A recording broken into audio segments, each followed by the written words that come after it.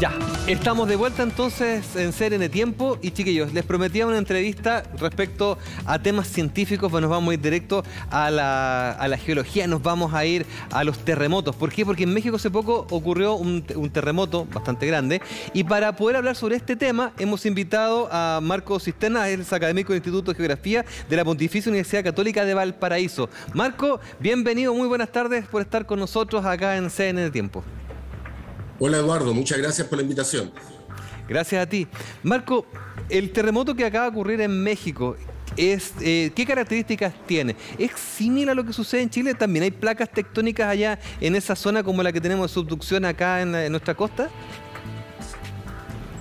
Justamente, mira, la idea en la costa de México es comparable con lo que pasa en Chile a otra escala. Las placas allá son más pequeñas, la placa de Cocos, que se mete debajo de la placa norteamericana, es más pequeña respecto a nuestra placa de Nazca, pero en principio es el mismo proceso como tú te referías. Oye, ¿y qué profundidad tuvo este terremoto? Porque fue 7, algo, ¿no? Sí, estos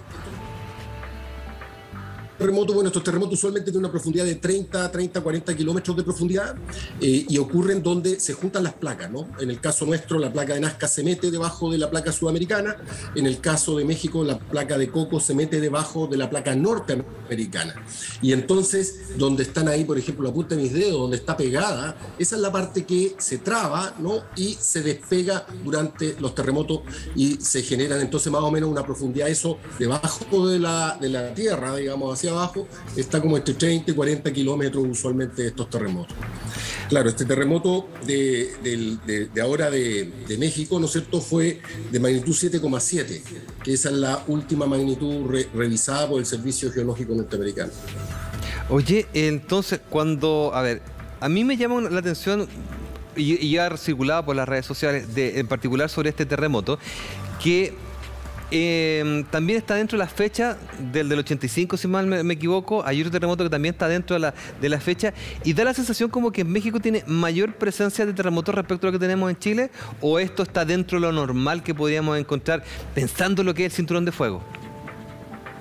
Claro, justamente. Mira, ha llamado harto la atención este proceso, ¿no es cierto?, de que ocurran terremotos el 19 de septiembre, en el caso de México. Pero lo que no se dice es que en realidad en México ocurren muchos terremotos continuamente, quizás más que en Chile, pero a otra escala. Son usualmente más pequeños. Fíjate que estuve averiguando y durante el siglo XX solamente ocurrieron más de 20 terremotos en México, en esta zona, de magnitud 7,8, superiores a 7,8. Es decir, similar al que ocurrió ahora, ¿te das cuenta? Claro. 20, pero ¿qué ocurre? Que este ocurrió un 19 de septiembre y coincide con la fecha del gran terremoto de México también, de 1985, que también ocurrió un 19 de septiembre. Y hay otro terremoto más, que tiene otra fuente, que es el terremoto de Puebla del 2017, que también ocurrió un 19 de septiembre.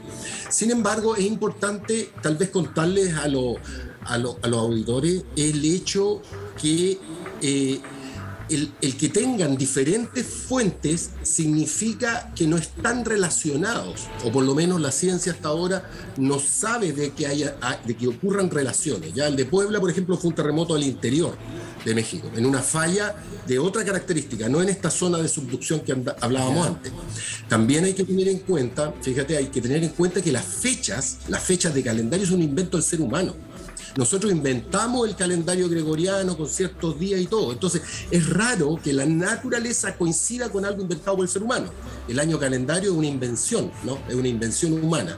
Entonces, no es fácil encontrar que procesos naturales tengan relaciones con esa invención humana que es el calendario. En el fondo, por lo que sabemos hasta ahora, científicamente esto es una coincidencia. Y es una coincidencia debido a que en este lugar de México ocurren muchos terremotos. Han ocurrido grandes terremotos, alrededor siempre de magnitud 7, 8, muy seguido. Entonces, algunos de ellos, por supuesto, coinciden con esa fecha muy triste para los mexicanos, que fue el 19 de septiembre de 1985, que generó gran destrucción en México. Pero científicamente no tenemos conocimiento de que haya relación entre ellos. Y pensando netamente en buscar alguna relación. Hace una semana ocurrió un terremoto en Taiwán. Pensando, vuelvo a la zona del cinturón de fuego, entre medio hay una tremenda cordillera, pero el que haya sucedido este terremoto en Taiwán, ¿tiene alguna relación con lo que haya sucedido en México o también es coincidencia? Mira, antes los científicos éramos muy seguros a la respuesta. Antes decíamos, no tiene ninguna relación. Pero hoy en día, después de haber visto lo que pasó en Sumatra, Andamán, que no se esperaba, lo de Japón, que no se esperaba, lo de Tonga, el tsunami de Tonga, por ejemplo, que no se esperaba, ya somos más cuidadosos. Entonces lo que yo te tengo que responder, te tengo que decir que científicamente no tenemos una relación causa-efecto entre un terremoto y el otro terremoto. En principio yo diría que no. Hasta que no sea probado. Pueden haber personas que digan que hay relaciones, que hacen, pero mientras eso no se valide científicamente, es decir, que no se logre un trabajo publicado en una revista importante, revisado por pares, no se puede dar esa información, digamos, como válida. Entonces, en resumen, la relación entre México y Taiwán no se sabe que tengan relación directa. Ya, y volvamos al terremoto de México y volvamos a nuestra realidad, a la realidad chilena, porque también tenemos hartos terremotos. ¿Existe alguna correlación entre los terremotos mexicanos con respecto a los terremotos en Chile? ¿A qué voy? ¿Existe algún periodo, hay alguna recurrencia? Porque nosotros, si pensamos lo que estábamos teniendo, esta laguna sísmica que se habla que está frente a la costa de Valparaíso, podría haber alguna relación con, por ejemplo, el año 85 que tuvo el gran terremoto en México y también coincide con el terremoto de San Antonio, o sea, también en el 85 que fue en marzo, pero ¿podríamos también esperar algo así o también estaríamos desconectados? Sí, mira, de nuevo, o sea, científicamente no se ha probado de que haya una transferencia de estrés, en el fondo, de energía a esas distancias. Lo que sí hace poco se descubrió es de que sí hay las ondas cuando viajan podrían producir cambios de estrés a nivel planetario. Sin embargo, no se ha encontrado que esto sirva para todos los casos. Hay algunos casos donde se hipotetiza que sí podrían haber teleconexiones, digamos. Es decir, cuando salen las ondas sísmicas desde el lugar de origen, no del terremoto, podrían afectar zonas que están a punto de moverse, ¿no? Porque todo esto es movimiento, es que se desprende y se genera el terremoto. Sin embargo, hasta ahora, ningún estudio ha sido capaz de demostrar directamente esa relación. Entonces, nuevamente, somos cautos y decimos no se ha probado científicamente. Hay otro caso, en 1906, fíjate que en 1906, un gran terremoto que destruyó Valparaíso, también hubo un terremoto en el norte de Perú, entre Perú y Colombia, y también hubo un terremoto en Kamchatka, ¿ya? En Rusia. Y todo ocurrió en 1906, además de San Francisco de 1906, es decir, hubo 4 grandes terremotos en ese mismo año.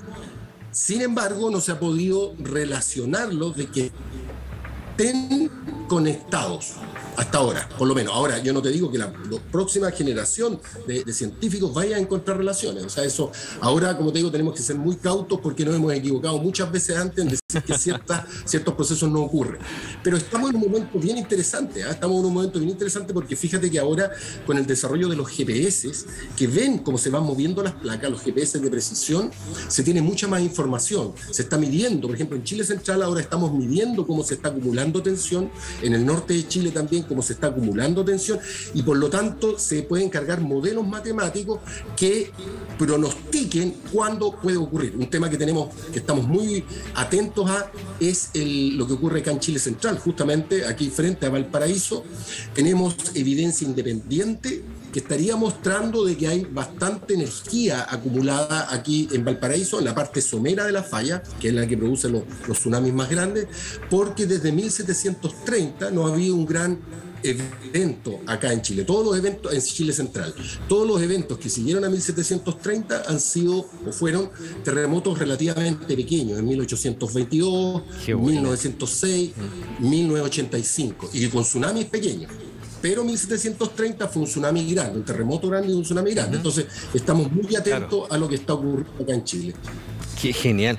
Mira, me dejaste con montones de dudas. Para variar, como siempre ocurre en este tipo de conversaciones, se nos acaba el tiempo, al parecer súper rápido. Parece que el tiempo pasa más rápido que hay un portal dimensional. Pero me gustaría dejarte invitado para poder hablar sobre la realidad de lo que me acabas de contar, que me parece tremendamente interesante poder conocer cómo se está monitoreando hoy día en Chile para poder saber dónde está la mayor energía. Te dejo desde ya la invitación hecha para poder conversar sobre este tema, porque yo creo que tenemos harto tema para poder cortar, para poder compartir sobre esta gran ciencia que a mí me encanta mucho, que es la geología. Ya pues, Eduardo, muchas gracias. Por supuesto, dispuesto para hablar de lo que estamos esperando acá para Chile Central en el futuro inmediato.